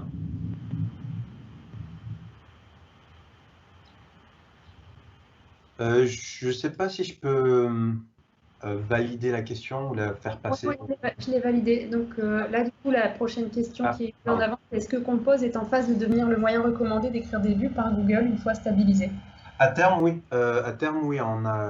C'est vraiment l'objectif. Avoir deux systèmes concurrents, ça n'a pas trop de sens. Actuellement, ça reste encore Android Views. On ne vous dit pas de tout jeter ce que vous avez. Mais à terme, on voudrait bien, oui, utiliser Compose pour écrire des vues de la UI, si je peux dire ça plus généralement, sur Android. Ok, je continue. Je crois que tu as en sauté une. J'en ai une et je ne sais pas comment la remettre. On va prendre la suivante. Du coup, les ressources Android sont complexes mais quand même bien pratiques. Est-ce qu'il y aura des outils ou des best practices pour gérer les thèmes complexes? Oui, je sais qu'il y a Chris Baines dans mon équipe qui a fait une petite librairie qui s'appelle Accompanist. Je vais essayer de trouver rapidement le lien et de le partager. C'est une petite librairie, c'est pas le truc officiel de Jetpack Compose, mais qui permet d'utiliser un Material Design Theme et importer les valeurs directement dans Compose. Je vous trouve ça et je vous partage ça. Alors, je continue. Est-ce qu'on peut créer des modifiers custom si un composable a besoin d'une propriété un peu spécifique? Alors, est-ce qu'on peut créer un sur un composable avec une propriété On peut créer ses propres modifiers, il n'y a pas de souci sur ça. C'est juste, comme vous avez pu le voir un peu, c'est facile à utiliser. L'API a l'air un peu plus complexe si on veut créer son propre modifier, mais c'est tout à fait possible. C'est pas un edge case. Il y a tout à fait un intérêt à créer des modifiers custom. C'est juste on essaie de couvrir le maximum pour vous de base. Alors ensuite, quelqu'un demande si on peut écrire du Compose, mais en Java et non pas en Kotlin. Antoine, alors si c'est Antoine danois, honte à toi si tu fais du Java, je déconne. Non, pour la partie Java ou Kotlin, non, ici on s'est vraiment focus sur Kotlin. C'est pas juste un choix éditorial, c'est vraiment, il il y a une partie comme toute la partie que Romain a mentionnée sur le compiler, plugin. Il y a toute une intégration avec Kotlin qui fait que faire ça en Java n'a pas de sens pour nous. Et c'est possiblement, je ne sais pas si c'est possible ou pas, mais c'est vraiment pas l'idée et on veut vraiment se focaliser sur Kotlin. Pour le Java, je déconne, hein, il n'y a pas de souci à l'utiliser. Je préfère largement écrire du Kotlin et je vous le recommande de faire de même. Où est-ce que tu mets la limite entre state interne et paramètres? C'est pas évident d'avoir un God-object qui est passé à toute la hiérarchie. Alors, pour moi, je mets en state interne, c'est souvent quelque chose qui est vraiment spécifique à un composant. Et s'il y a un rafraîchissement de votre activité, de votre fragment, imaginez que ça passe en background, ça revient, vous n'en avez aucune utilité. Là, pour moi, ça a un intérêt parce que c'est vraiment spécifique à ce composant-là. Ça n'a pas besoin d'être dans votre saved instant state, si je dis pas de bêtises, ou dans... oui, c'est pas quelque chose qui a besoin d'être enregistré, c'est temporaire. Donc c'est dans cette partie-là, si c'est très spécifique et scopé à votre composant, c'est là où je mettrai en state interne.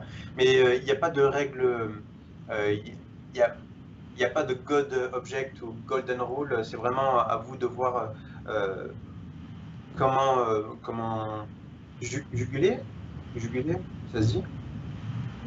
Oui. Comment se balancer par rapport à ça. Donc c'est vraiment... Alors, est-ce qu'il existe déjà des mécanismes dans Compose pour faire réagir son UI en fonction de la taille de l'écran? Alors oui, ça existe. Jongler, merci, c'était le mot que je cherchais. Putain, je suis vraiment mauvais en français maintenant.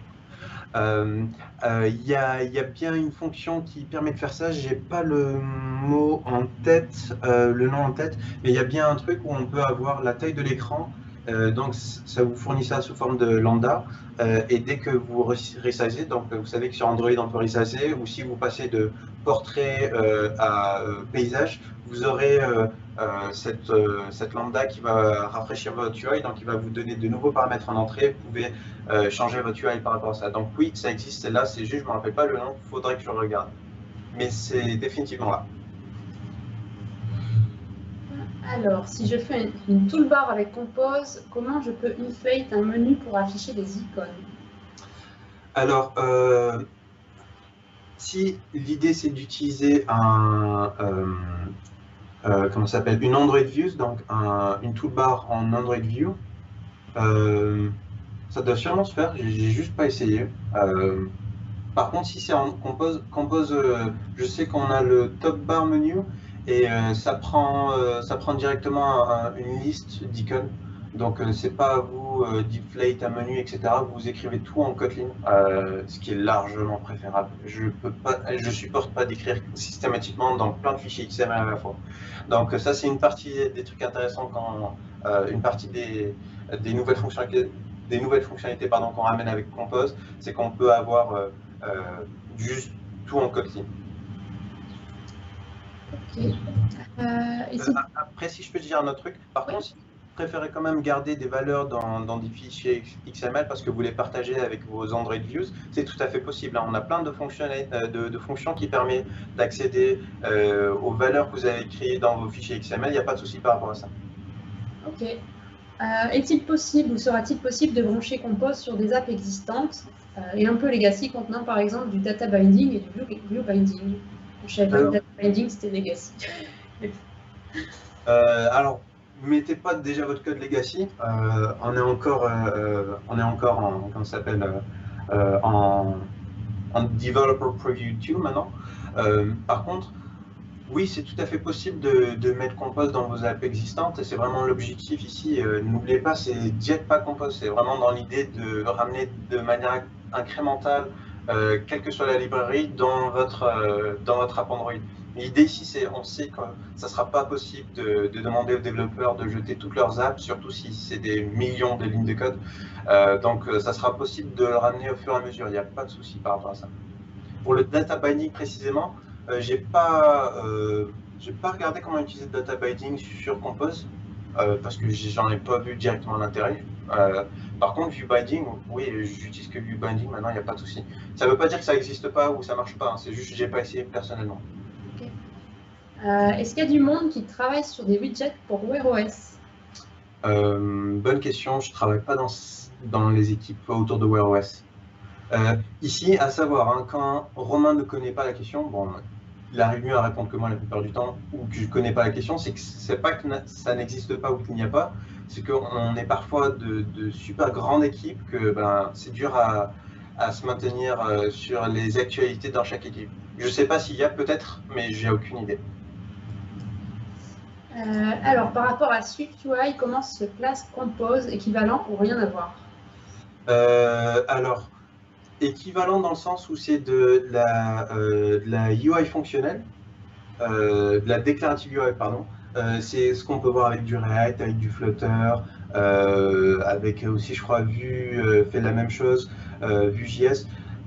C'est vraiment dans cette optique où on déclare ce qu'on veut dessiner, on lui donne des entrées, donc notre state, comme on a pu le voir, on lui donne l'arbre à dessiner, et après c'est à notre framework en question, au runtime, de s'occuper à dessiner. C'est pas à nous de dire set title, reset button, ce genre de choses. Alors sur le concept, oui, c'est équivalent. Après, SwiftUI, c'est écrit en Swift, c'est spécifique à l'univers Apple.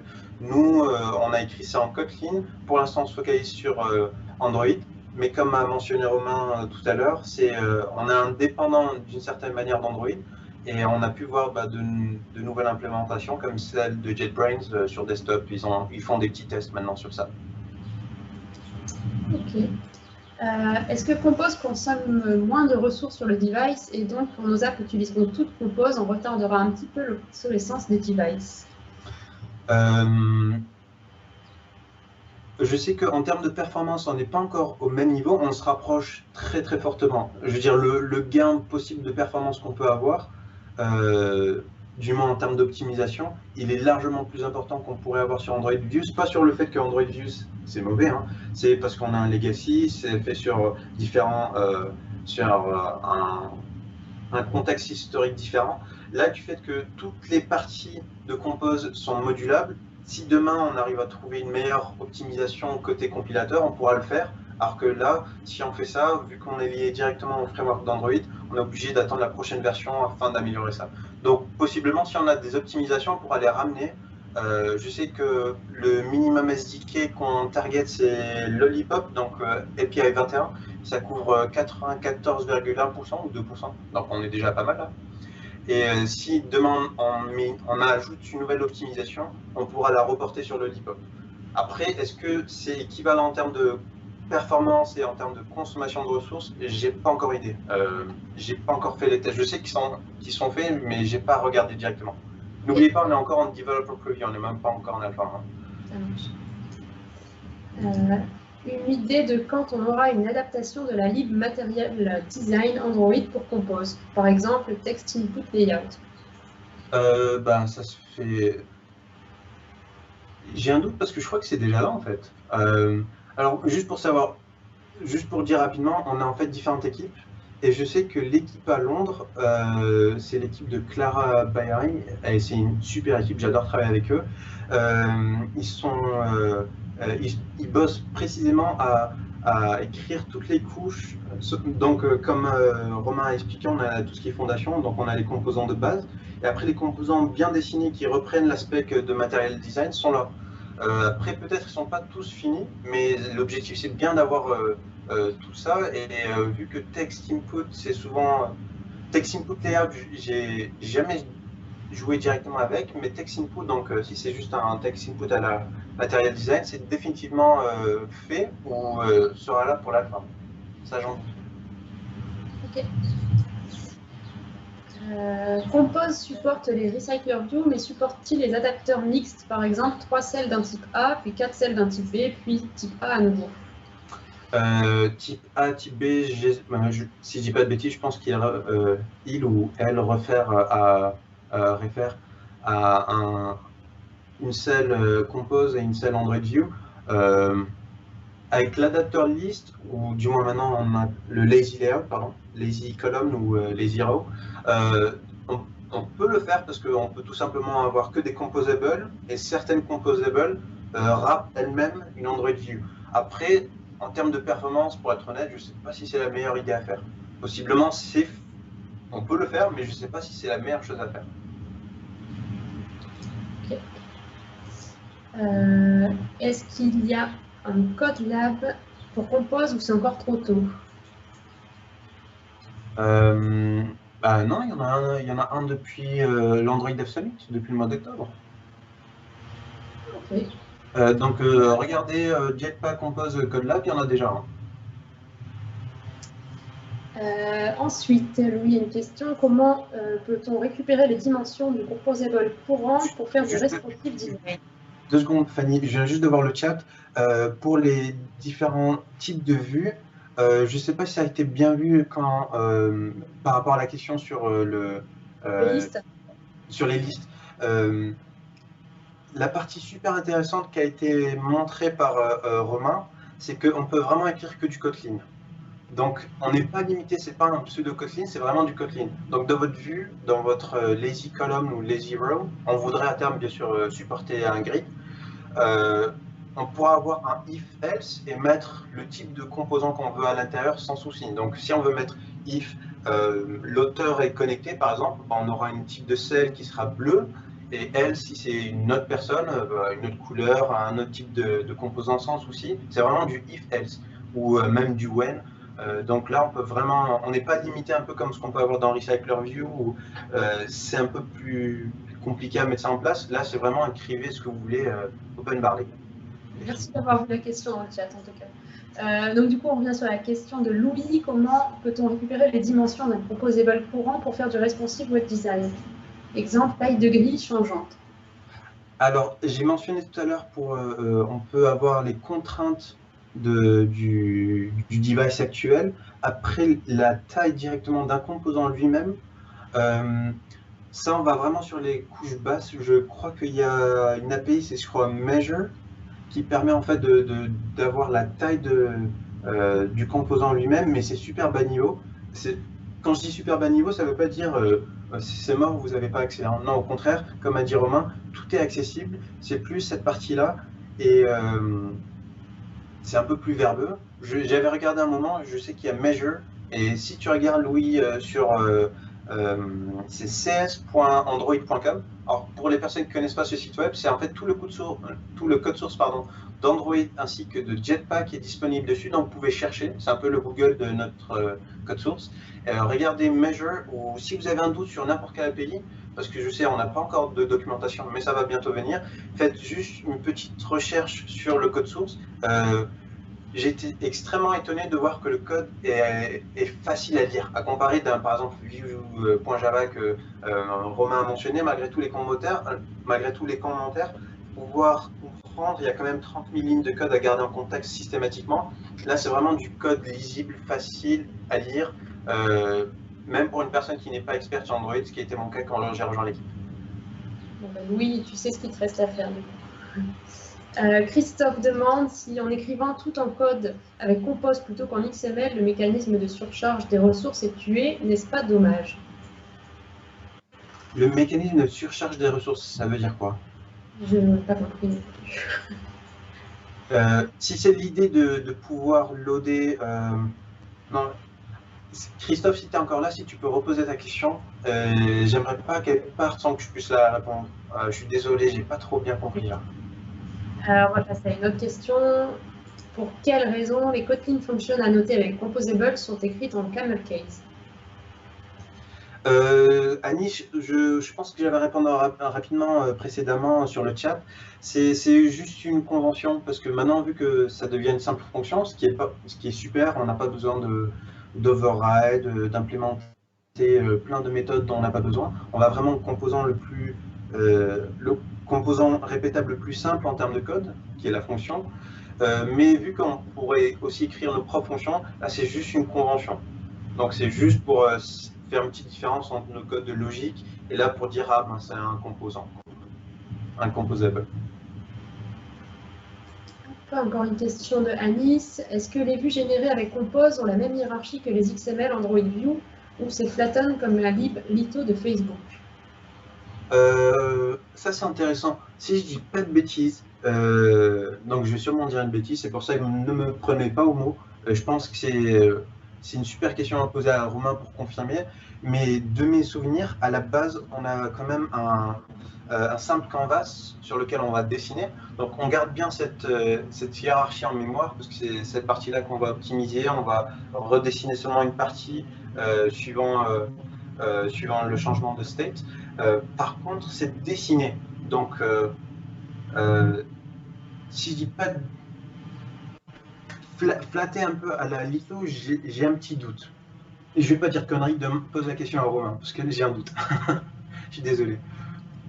Pas de souci. Et donc, une dernière question. Est-ce que tu as une idée? Est-ce que tu veux nous faire un gros spoil sur une date de première release? Ben, Romain, il a déjà spoil, hein, je dirais un spécial. Il a dit cet été assez court. Cet été, on a l'alpha. J'ai la date malheureusement, mais je peux pas la dire. Mais cet été, vous aurez l'alpha, et pour la première release, il a annoncé 1.0 pour 2021. Après, oui, 2021, je sais que c'est large, mais comme ça, ça nous donne un peu de buffer au cas où s'il y a un petit souci. Mais non, 2021, c'est bon. Par contre, n'oublie pas de l'utiliser dès maintenant. Amuse-toi et on aura l'alpha d'ici la fin de l'été. Cool. Allez, je vais reprendre quelques questions, puis après on va arrêter, on va te laisser travailler, Yacine. Vous êtes combien à travailler à temps plein sur Compose? On est pas mal. Alors je sais qu'il y a Romain garde toutes les équipes en termes d'ingénieurs directement qui travaillent sur Compose, donc qui ont le compilateur, le plugin, le runtime, ceux qui font les foundations et ceux qui font tous les material components. C'est un bon petit paquet, j'ai pas le nombre en tête, mais un bon petit paquet. Après, on a toutes les personnes qui bossent sur l'intégration d'Android Studio.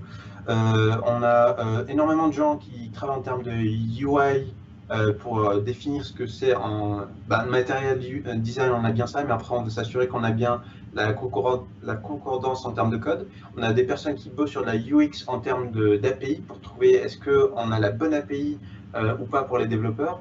On a aussi tous les DevRel dont je fais partie, donc tous les développeurs advocates qui travaillent.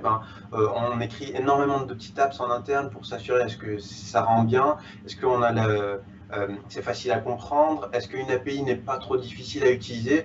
Donc on a un bon petit paquet. C'est une grosse priorité chez nous en interne. Donc Compose, c'est un énorme projet et vous inquiétez pas, on est à fond dessus. Il y a Christophe qui a donné des précisions sur ce qu'il appelait le mécanisme de surcharge.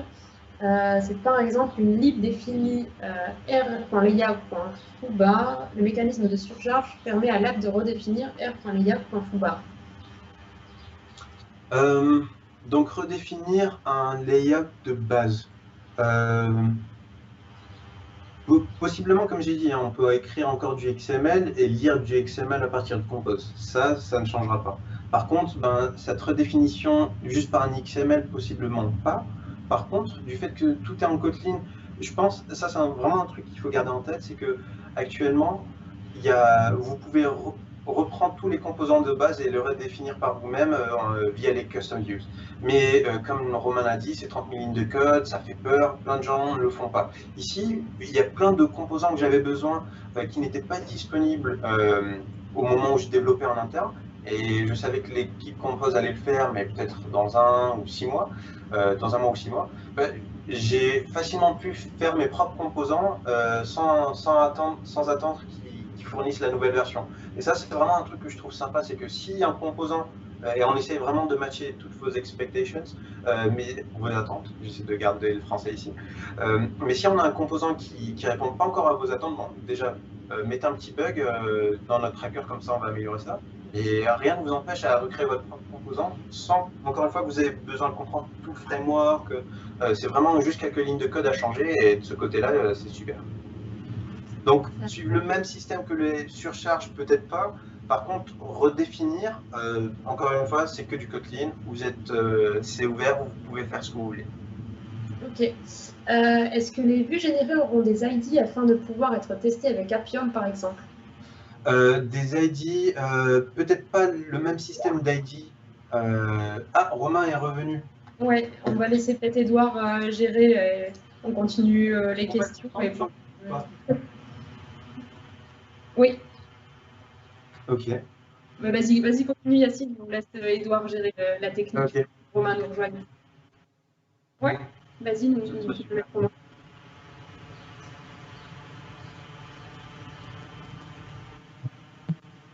Oui, okay. Vas-y, on continue du coup. Appium, du coup, est-ce qu'on peut encore avoir des ID pour pouvoir tester avec Appium? Alors, on va avoir des ID, un système d'ID. Je crois que ça passera sûrement via l'API sémantique. Donc, on pourra mettre de l'accessibilité, des labels pour les composants, ainsi que des ID, parce que oui, c'est ce qu'on a besoin pour faire, par exemple, du testing. Après, je sais que oui, il y a tout un écosystème de testing qui est déjà existant sur les Android ID et les Android Views. C'est l'occasion de nous pinguer sur ce genre de choses, parce que pour l'instant, nous, on se focalise vraiment avec les outils de base qu'on fournit. Après, peut-être il y a un écosystème. Pour cette personne-là, Anonymous, si tu peux me pinguer, je vais mettre ça sur le chat, YResgui sur Twitter.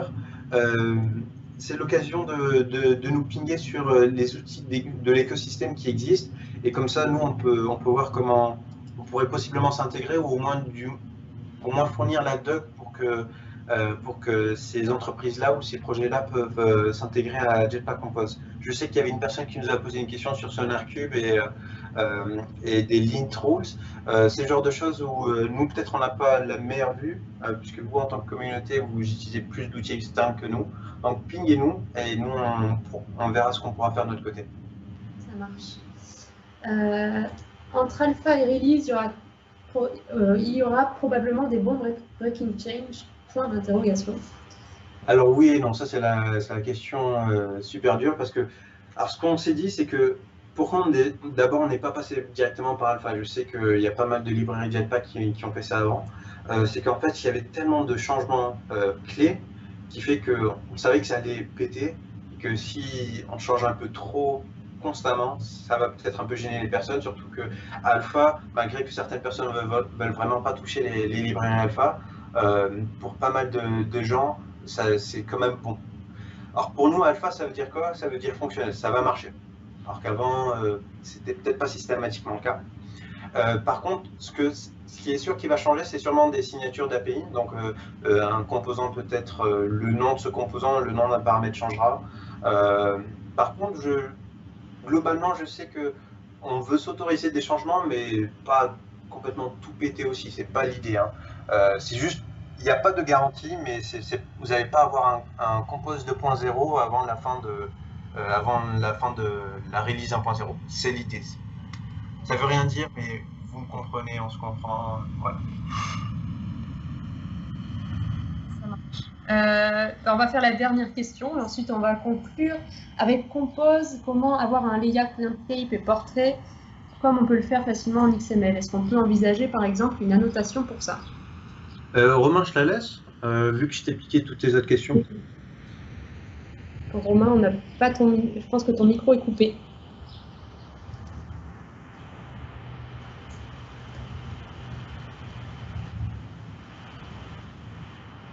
On n'entend toujours pas. Ah, il est vénère avec moi, je veux vraiment couper ces questions. Yacine, c'est foutu.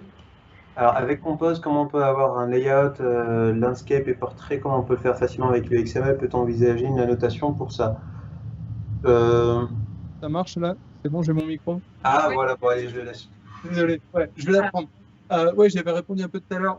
Une annotation, non. Non. Un des trucs qu'on voulait absolument éviter, c'est d'avoir des annotations dans tous les sens. C'est souvent une solution de facilité. Donc, on veut pas d'annotation supplémentaire.